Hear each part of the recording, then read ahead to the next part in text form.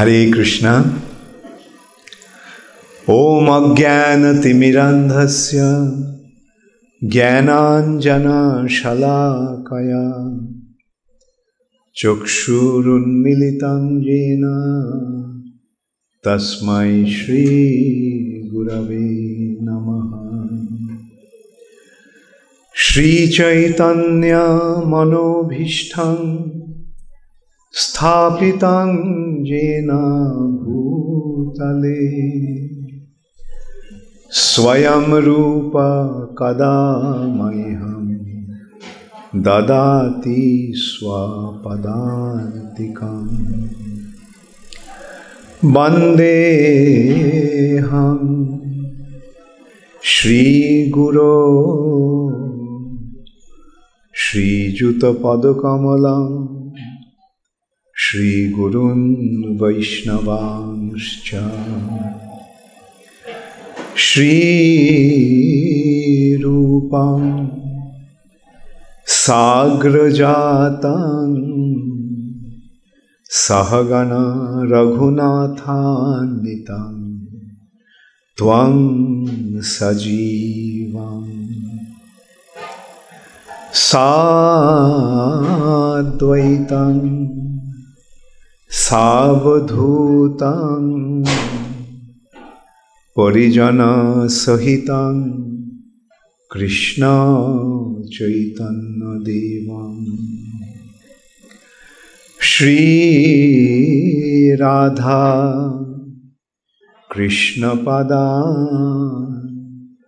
Sahagana Lalita Shri Vishakhanitanscha. He Krishna Karuna Sindho Dīnabandho Jagatpate Gopesha Gopika Kanta Radha Kanta Namastute Tapto Kanchana Gaurangi Radhe Vrindavaneshwari Vrishabhanu Sute Devi Pranamami Hari Priye Vancha kalpatarubhascha Kripa sindhubhyevacha Patitanang pavanebhyo Vaishnavebhyo namo namaha. Shri Krishna Chaitanya Prabhu Nityananda Shri Advaita Gadadhar Shivashadi Gaura Bhakta Vrinda. Hare Krishna Krishna Krishna Hare Hare Hare Rama Rama Rama Hare Hare. Hare Krishna Krishna Krishna Hare Hare Hare Rama Rama Rama Hare Hare.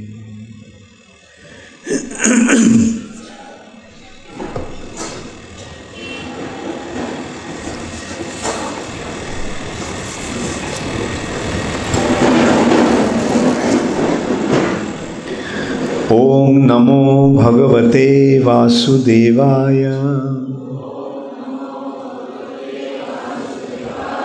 Om Namo Bhagavate Vasudevaya. Om Namo Bhagavate Vasudevaya.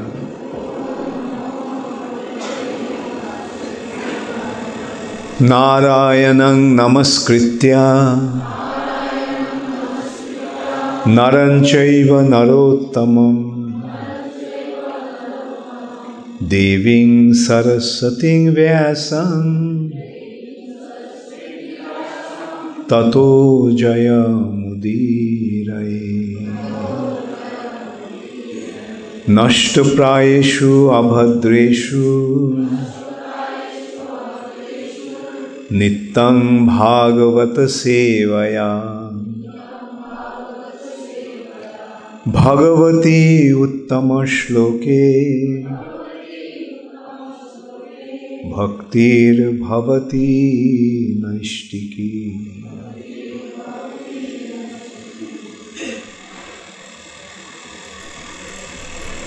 Srimad Bhagavatam, 2nd Canto, Text 36. For these few days, 4 days of Bhagavatam classes, I am selecting some special verses instead of just going from one verse to another, because in 4 days we won't be able to cover very much sequentially and that way. So I thought that it's better that I select some special verse and relevant special verses and give the class on that. So the second chapter of the 2nd canto is entitled as The Lord in the Heart. Text 36. Tasmāt sarvātmanā rājan hariḥ sarvatra sarvadā śrotavyaḥ kīrtitavyaś smartavyo Bhagavān nṛṇām tasmāt sarvātmanā rājan hariḥ sarvatra sarvadā śrotavyaḥ kīrtitavyaś smartavyo Bhagavān nṛṇām tasmāt sarvātmanā rājan hariḥ sarvatra sarvadā śrotavyaḥ kīrtitavyaś smartavyo Bhagavān nṛṇām tasmāt sarvātmanā rājan hariḥ sarvatra sarvadā śrotavyaḥ kīrtitavyaś smartavyo Bhagavān nṛṇām. Tasmāt, therefore, sarva, all, ātmanā, soul, rājan, O king, hariḥ, the Lord, sarvatra, everywhere, sarvadā, always, śrotavyaḥ, must be heard, kīrtitavyaḥ, glorified, also, smartavyo, be remembered, Bhagavān, the personality of Godhead, nṛṇām, by the human beings.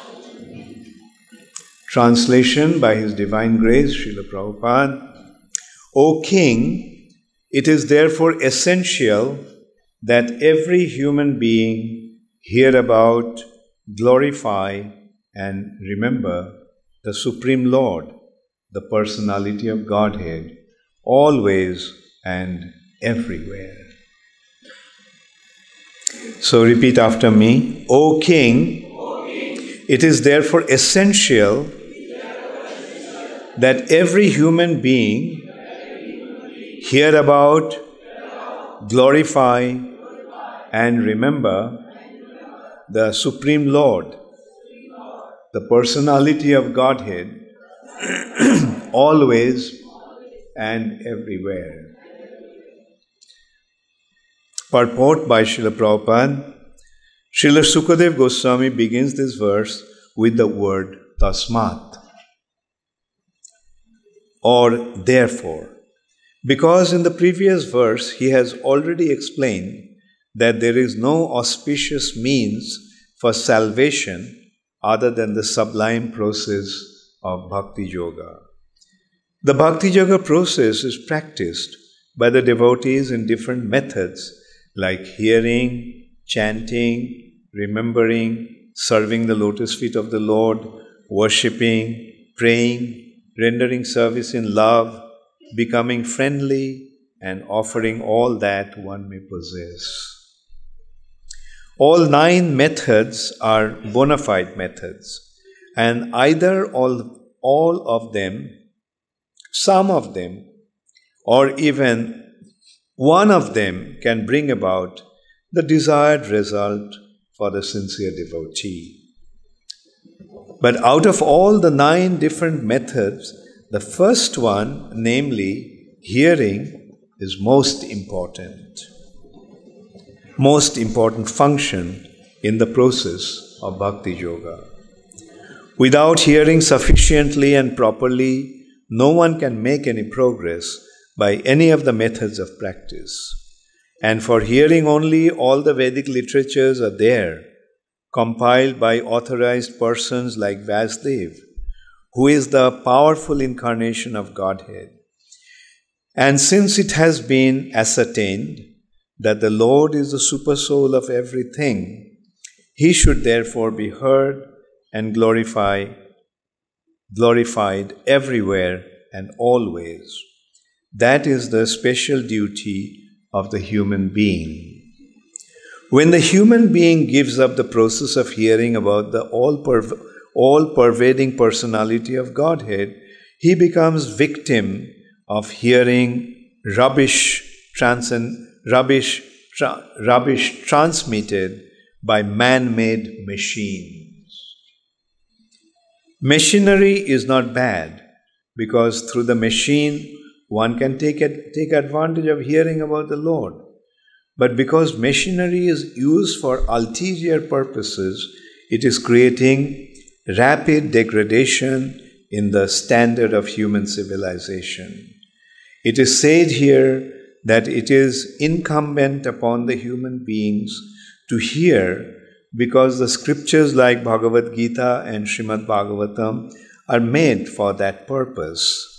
Living beings other than human beings have no ability to hear such Vedic literatures. If human society gives itself to the process of hearing the Vedic literature, it will not become a victim to the impious sounds vibrated by impious men who degraded the standard of the total society. Hearing is solidified by the process of chanting. One who has perfectly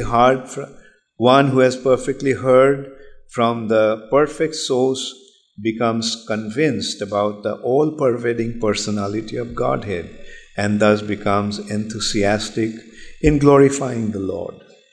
All the great acharyas like Ramanuja, Madhva, Caitanya, Sarasvatī Ṭhākura, or even in other countries, Muhammad, Christ, and others, have all extensively glorified the Lord by chanting always and in every place.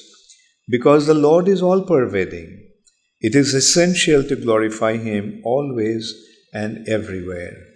In the process of glorifying the Lord, there should be no restriction of time and space.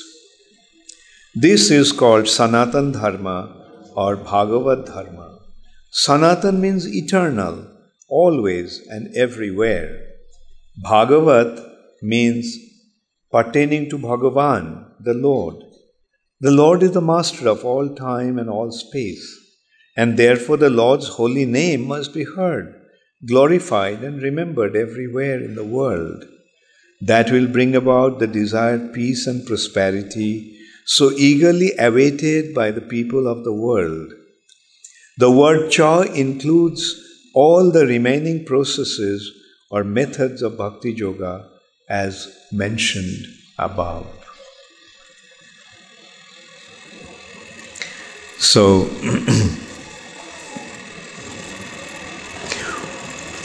tasmāt sarvātmanā rājan hariḥ sarvatra sarvadā śrotavyaḥ kīrtitavyaś smartavyo Bhagavān nṛṇām.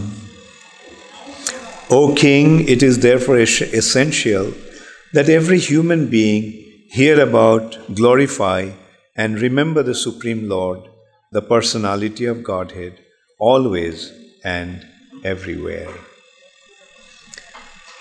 So, in a way, this is the beginning of Srimad Bhagavatam. The background of Srimad Bhagavatam is Parikshit Maharaj was cursed by a Brahmana boy, Shringi, that he would die within 7 days.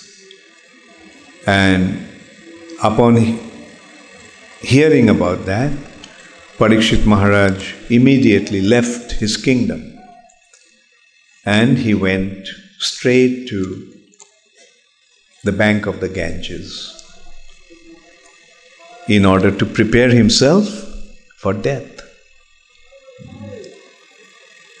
And upon receiving the news that the king is about to leave his body within 7 days, many exalted personalities appeared there.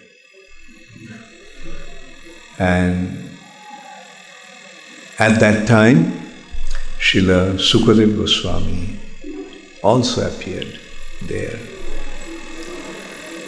He was only 16 years old, but from his countenance, from his appearance, from his features, bodily features, those exalted saintly personalities could recognize that he was a very, very exalted personality. So they offered him the exalted position, and Parikshit Maharaj started to ask him questions. And now that I'm going to die within a short time, please tell me, what should I do? What should I do?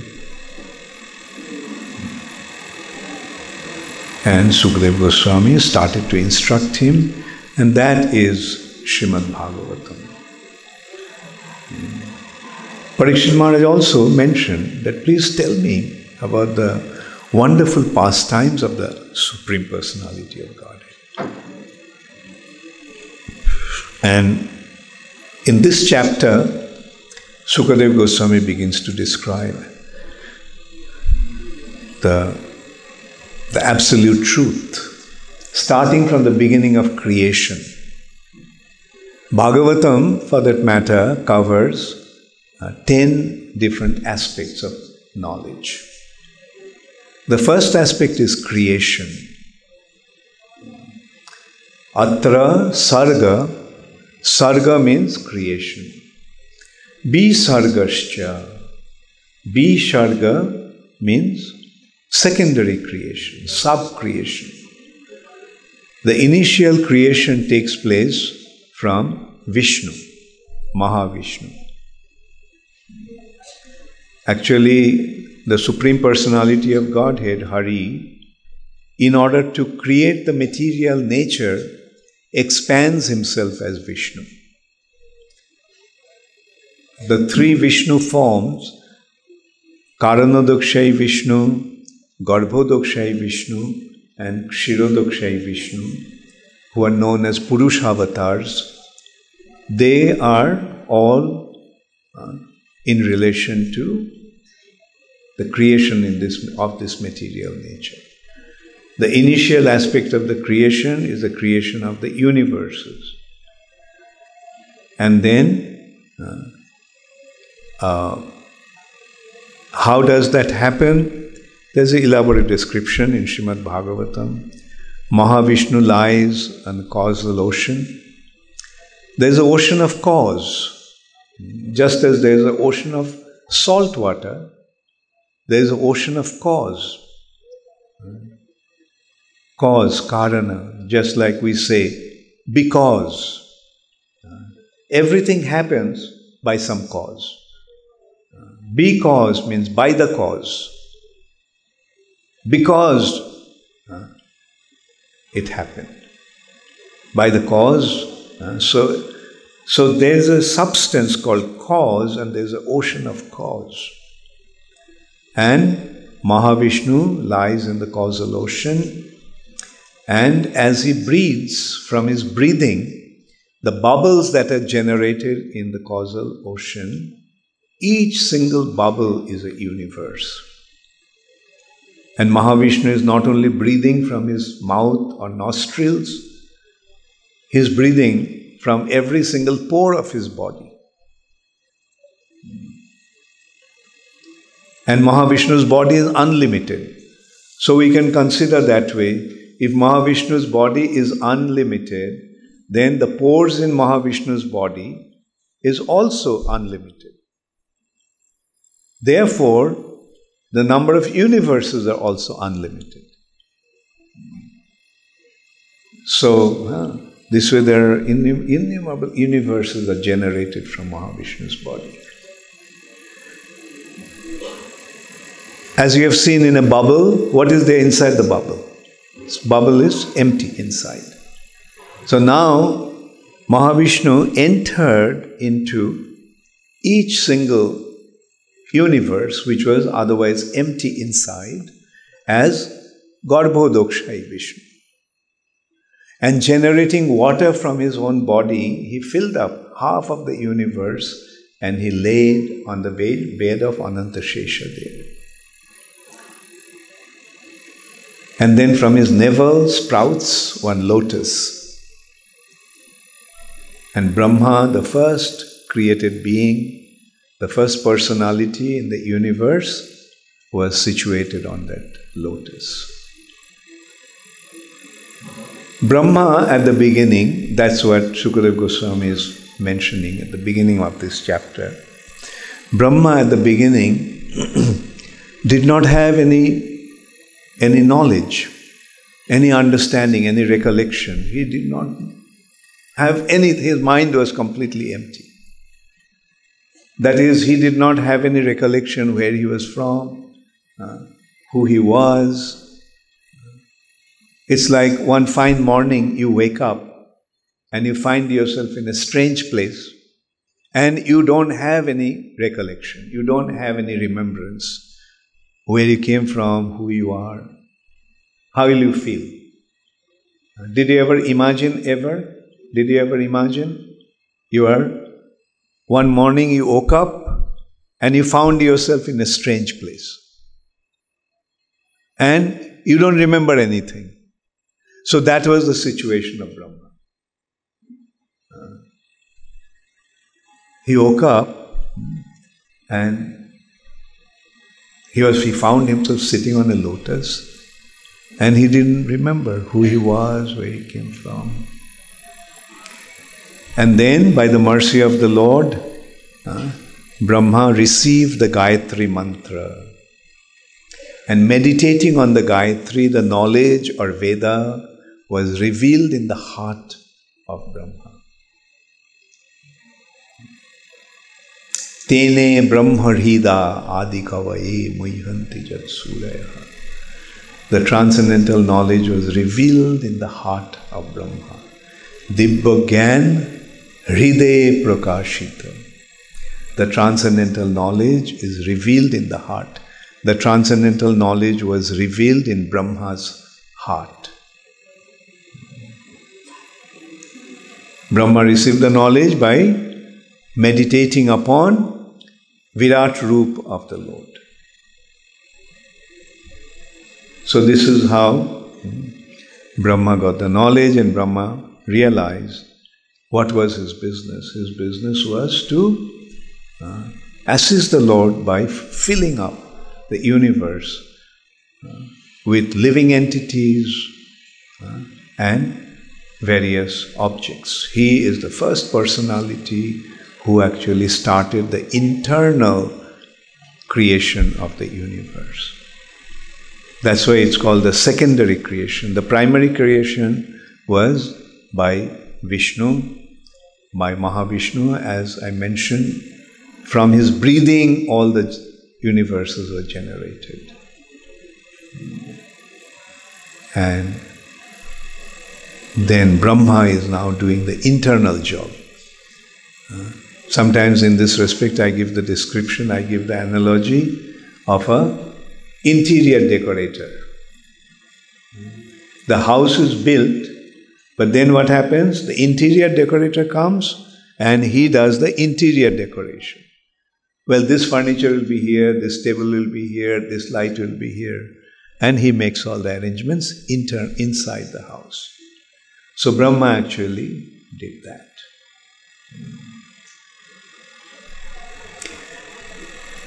Then Śrīla Gosvāmī mentioned that Brahma received the Vedic knowledge, Vedas. But Vedas can be very bewildering. The Vedic sounds are bewildering. Because apparently the Vedic wisdom, Vedic knowledge, apparently gives the impression that the purpose of the Vedas is to enjoy in this material nature. To enjoy here. And that is the Karmakanda section of the Vedas are providing. How to enjoy here in this material world. But that is not the purpose of the Vedas. In Bhagavad-gītā also, Krishna says, Jamimang pushpitang vacha. The flowery words of the Vedas are misleading. When it says, if you do this, you'll get this. If you do that, you'll get that. You want a lot of money? Okay, do this, you'll have a lot of money.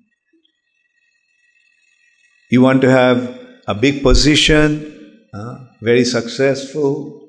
Do this, you'll become successful. You want to have a beautiful wife or you want to have a beautiful husband? Do this and you'll get that.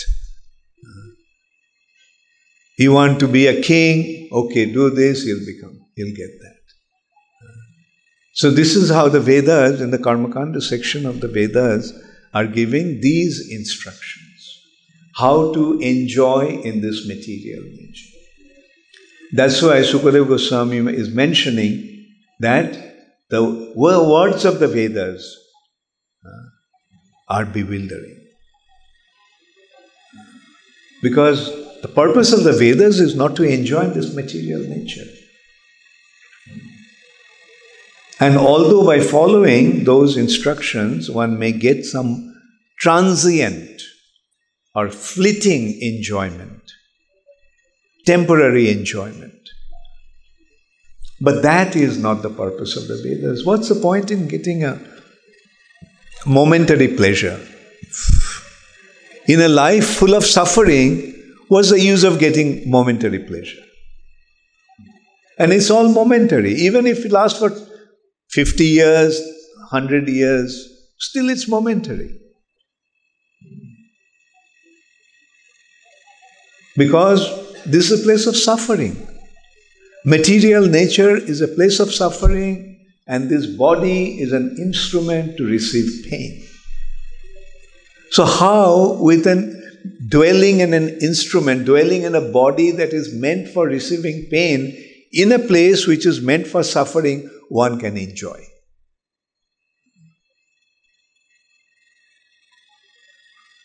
Therefore, the intelligent approach is to approach a bona fide spiritual master who can give the right knowledge. Here Parikshit Maharaj is receiving from Śukadeva Gosvāmī, a bona fide spiritual master.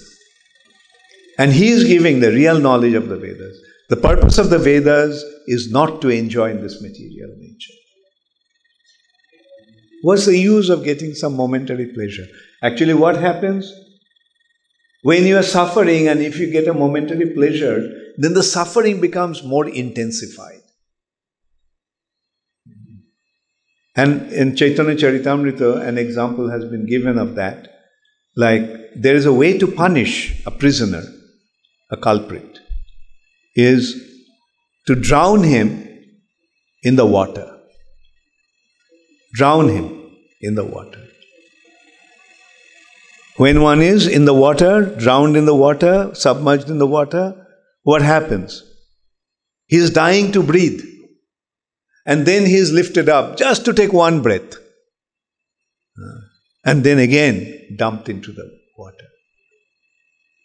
Our enjoyment in the material nature is like that. Just a momentary happiness and then endless misery. Another little happiness, end of misery. And everyone is thinking, well, tomorrow I'll become happy. So there is no way to become happy or joyful in this material nature. Actually, happiness means when the suffering condition is reduced to some extent, we call that happiness. We are suffering. An example has been given. One has got a boil in his back and is paining. So, a cushion has been given to him to sit on.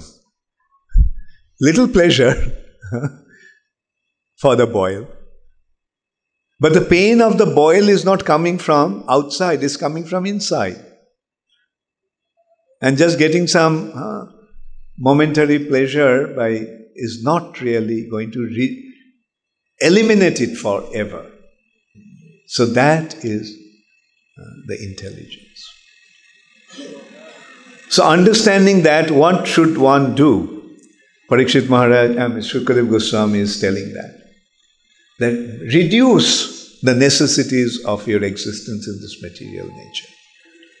Don't try to increase it. Don't try to make arrangements to enjoy in the material nature. Rather, recognizing that this is a place of suffering, you reduce that endeavor for enjoyment. Or just reduce whatever is needed. And he is giving the example. What's the point in a bed when there is so much flat land to lie on? What's the need of a pillow when you have the arm to rest your head on? So this is how he is actually pointing out how to reduce. And he's pointing out, don't the trees and plants and animals and insects live?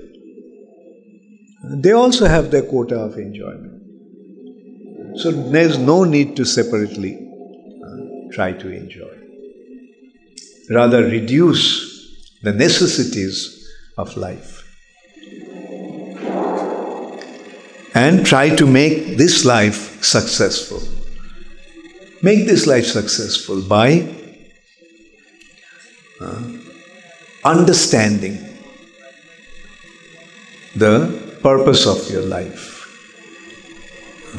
Understanding the Supreme Personality of Godhead. Understanding the need to develop our relationship with Him. And trying to develop that relationship. That should be the goal. And then he's pointing out, how is that possible? That is possible by bhakti-yoga. And he's also making another point here. He's saying that initially one tries to liberate himself. He wants to deliver himself. He wants to advance himself for his own benefit. But then, what he does, he sees that how others are suffering and he tries to mitigate their suffering condition, deliver them from their suffering condition. They're suffering. Therefore, he goes out and shows them the way to become free from the suffering condition. So that is a devotee. A devotee is he, an advanced devotee is he who is always concerned about others' welfare. Just as Sri Chaitanya Mahaprabhu said, Janma sarthak kori karo paro upakar. Paro upakar. A devotee is he who is always trying to benefit others, or paro upakar. And that paro upakar, the business of paro upakar, benefiting others, has been described as Jare dakho tare kaho Krishna upadesh. Whoever you see, you instruct him about Krishna. Jare dakho tare kaho Krishna upadesh, amar aggay guru hoiya taroi desh. Because Krishna upadesh can be given by one who has Krishna, who knows Krishna, and that is Guru. Guru is he, Jai Krishna Tattvavetta, Shei Guru. Whoever knows Krishna can become a Guru, especially when he tells others, gives them the instruction. So that is why it is so important that the devotees go out and preach. And those who are preaching, they are gurus. It is not that in order to be a guru, we need a stamp from ISKCON. No. Mahaprabhu has given the license. Everyone. Jare dakho tare kaho Krishna upadesh. Amar aggay.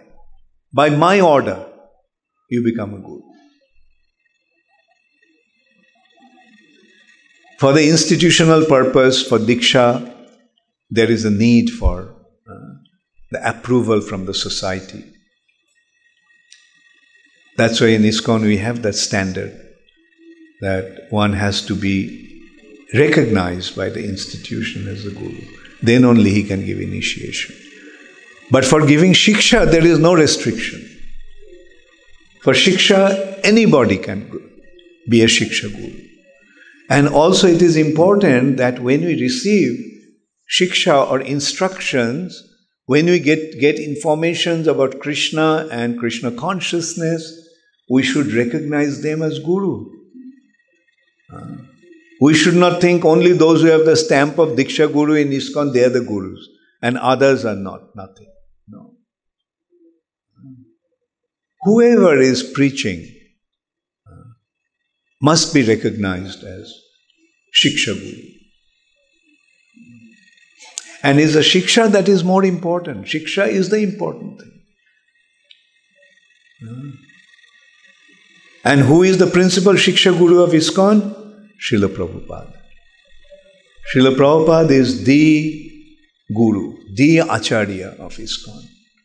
And all the Shiksha Gurus and Diksha Gurus are functioning on behalf of Śrīla Prabhupada.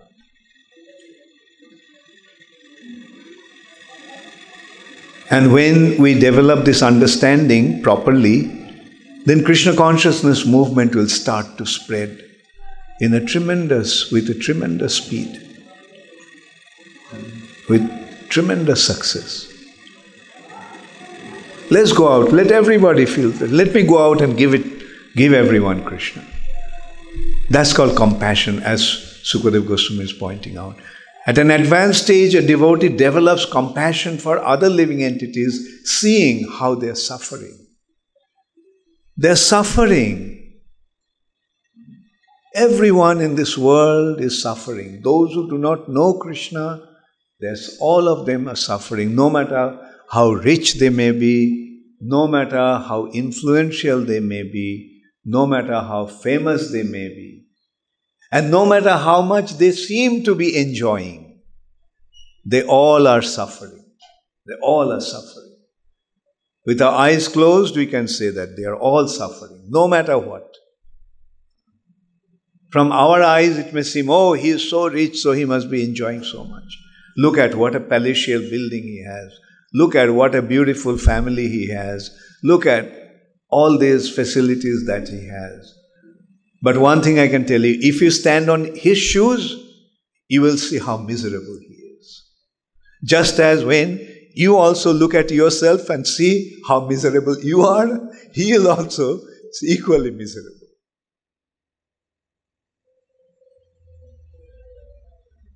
So, the only way to become really happy, the only way to become really successful in life is by becoming a devotee of Krishna.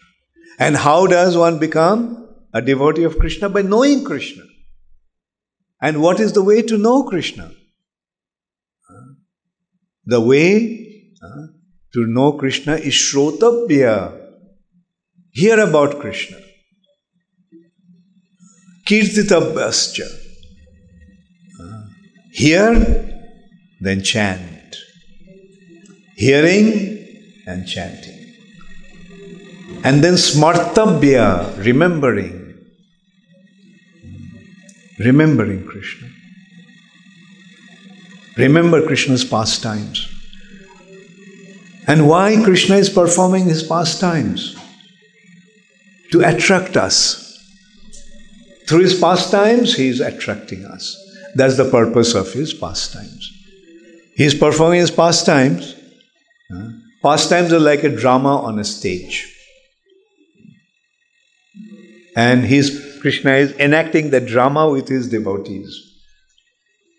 And the purpose is to attract us. If we are pure-hearted, we'll be attracted. If we are contaminated-hearted, then we'll become opposed to Krishna, demon. These demonic tendencies are there. Not that everybody by hearing Krishna's glory will become attracted to Krishna. There are individuals, upon hearing about Krishna's pastimes, they become inimical to Krishna. They don't want to accept him. And they'll find reasons not to believe that Krishna is God and the goal of life is to become his devotee. The demoniac mentality is, I am God. Like Hiranyakashipu, Rāvan, Kumbhakarna, Dantavakra, Shishupal. They all were inimical to the Supreme Personality of Godhead. Why? Because they developed an aversion to him for some reason. And the bottom line is that I am the greatest. If there is God, I am God. And nowadays, there is another group, another mentality is developing. That is, you all are God.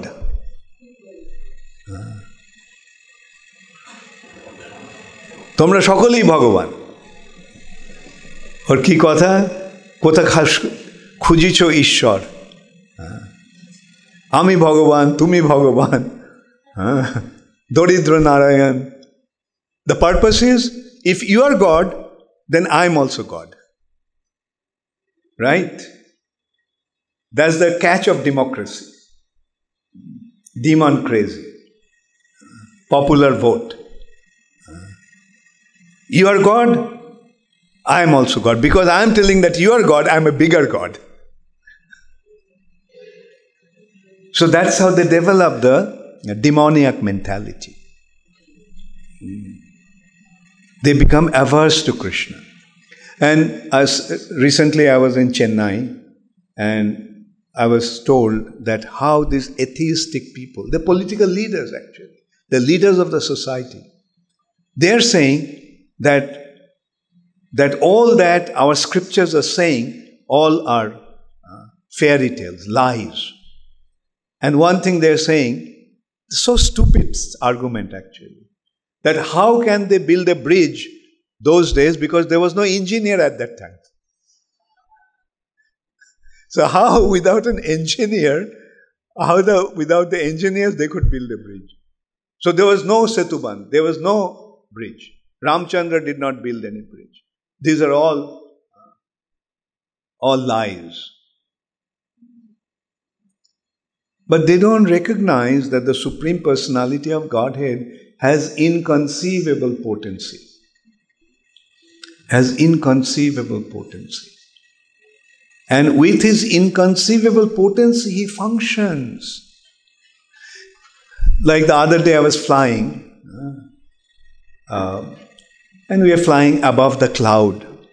And the whole sky was filled with cloud.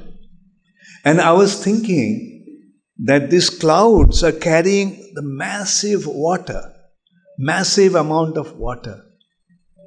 Now how can all this water are floating, such heavy weight is floating up there? When the rain comes out, how heavy the water? You can see tons and tons and tons of water is coming down in the form of rain. And those tons and tons and tons of water is floating in the sky in the form of the cloud. How is it possible? That's Krishna.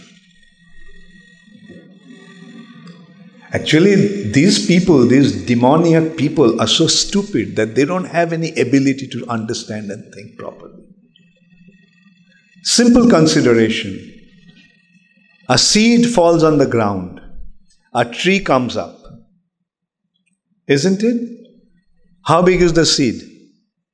Tiny little thing. And from that comes out a huge tree, banyan tree. And in that tree, there are fruits. In the fruits, there are seeds. In those seeds, there are trees. In those trees, there are fruits. In those fruits, there are seeds. Isn't it inconceivable? Can anyone manufacture such a thing?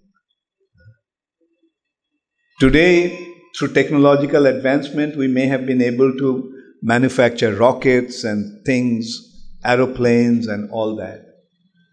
But will these scientists and technicians be able to create a single seed of an apple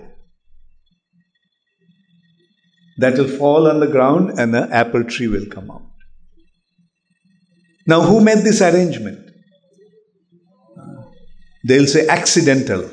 It happened by chance. So depending on chance is not science.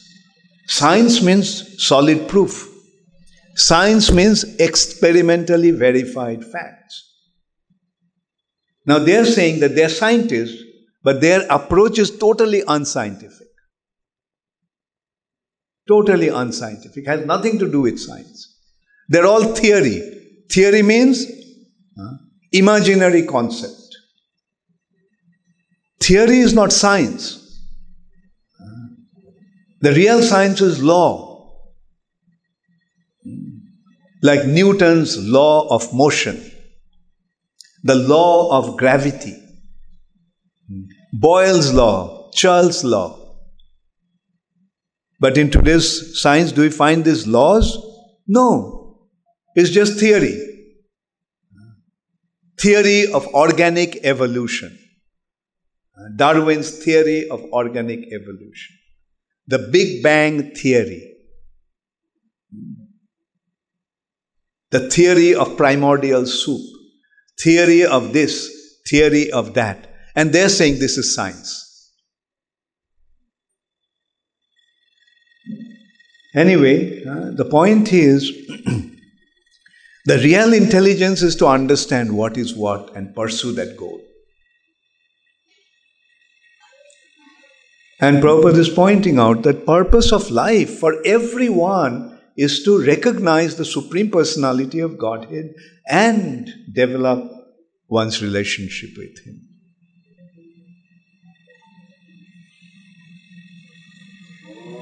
And the real understanding is that Supreme Personality of Godhead is one. It's not that different religions are speaking about different gods. Not that the Hindus have one set of gods, Muslims have another set of God, Christians have another set of God. No, God is one without a second. And that is another anomaly, that is another problem in today's religions. All the religions are caught up with a big misconception because they are not pursuing the real purpose to understand God. He may be identified by different names, but He is one without a second. And all religious leaders are speaking about the same person. As Prabhupada is pointing out, the Acharyas spoke like Madhvacharya, Nimbarkacharya, Vishnu Swami, and they all are speaking about God. And Prabhupada is saying, similarly, Muhammad is speaking about God, the same personality. Jesus is saying about the same personality. When the people developed misunderstanding about God, they corrected that. But that doesn't mean that they are opposed to the real concept of God. So when we get the clear understanding, then we can create a perfect atmosphere in the human society. A society that is free from enmity and discord. That is what we should try to achieve.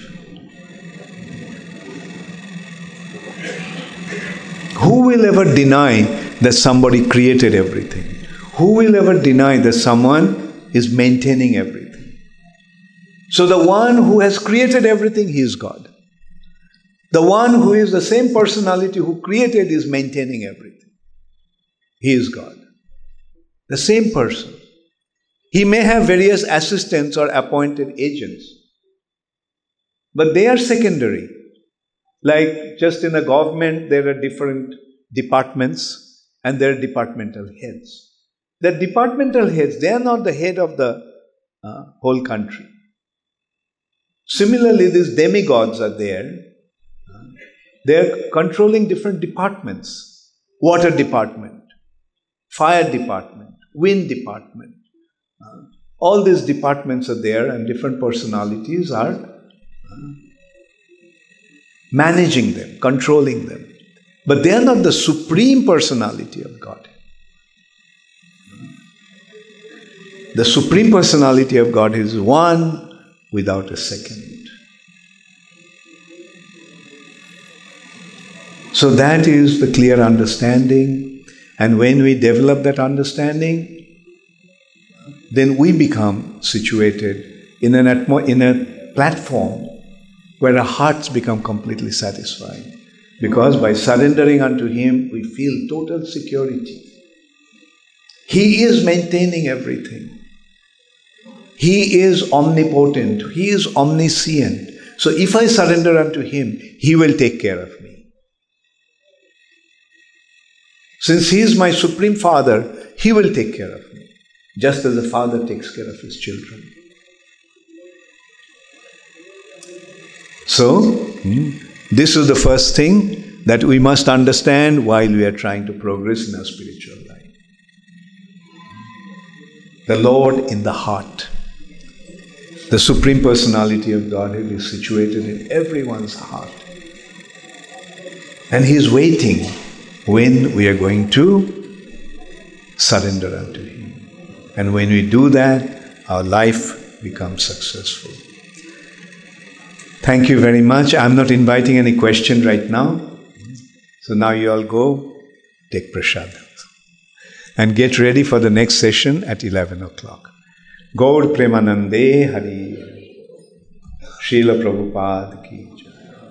Namo Om Vishnu Padaya Krishna Prishtaya Bhutale Srimate Bhakti-vedanta Swami Niti Namine Namaste Sarasvatī Deve Gauravani Pracharine Nirvishesha Shunyavadi Paschatya Dishkaya.